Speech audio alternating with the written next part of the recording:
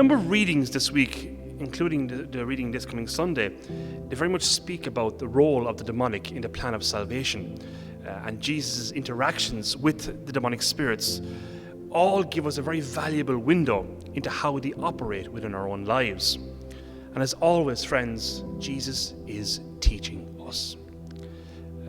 And so the question is, are we paying attention to Jesus, or are we more focusing on the extraordinary phenomena that's explained throughout the Gospels when Jesus comes into interaction with the demonic forces? And this evening's reading, it's no different, because we're getting this really most unfortunate moment where some of the religious and civil leaders, they're unable to recognize God at work right in front of them. And as a result, you can see what they're doing. They're calling God's work evil. And this can happen, everybody, when we ourselves start developing divided hearts, divided minds, if we're not careful. And we become divided, when truth, we can't figure out truth from lies, they become entangled, because we ourselves become entangled. We allow the enemy to infiltrate us and have influence in us. When that happens, we run the risk of sin against the Holy Spirit. And sin against the Holy Spirit is exactly what's happening in our gospel this evening.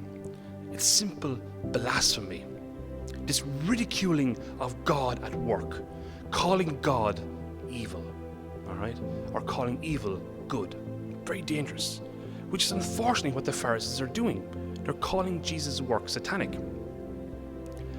Look, everybody, this is really serious, because we do live in a time when good is now very much sometimes called evil, and evil can be called good. It's what happens when we relativize the truth, when we relativize our faith. We compromise the entire time of the truth of the gospel, of God's values, of his teachings. You have your truth, I have mine, that's all that matters. Really dangerous stuff if we're not careful.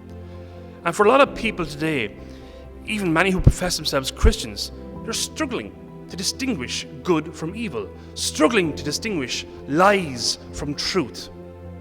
Whose voices are you listening to? Who are you watching on YouTube? Who are you watching on Facebook? Are they bringing you closer to God, or are they making you angrier, causing division in your heart and mind for people around you, let alone for God?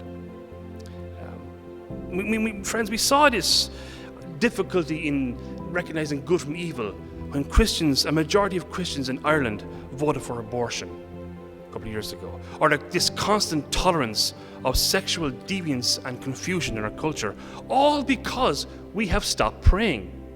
We've stopped going to Mass. Look, we empty the churches here this evening. Christ is present. Not good. When we don't uphold the values of the gospel, etc.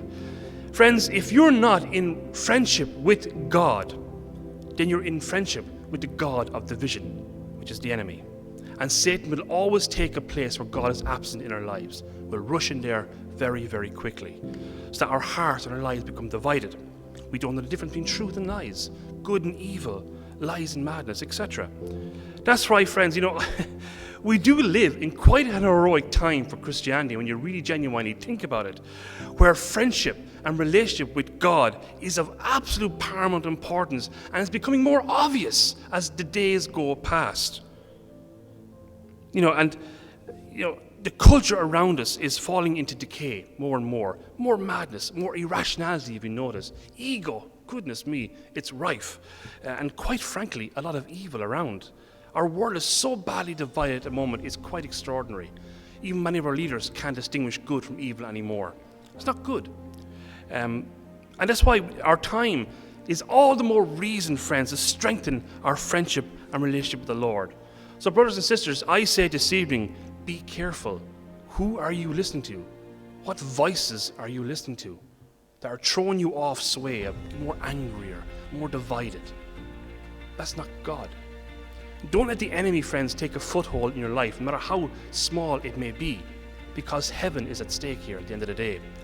And instead, friends, let's see these mad times that we live in, which is full of division, full of irrationality, as an opportunity to always grow closer and closer to Jesus, to learn to have a deeper prayer life as best we can, So that not only can we distinguish between the voice of Jesus and the voices, plural, of the enemy, but have the courage to call out evil when we see it in front of us and stick to the truth of God, no matter the cost of our social or our cultural standing.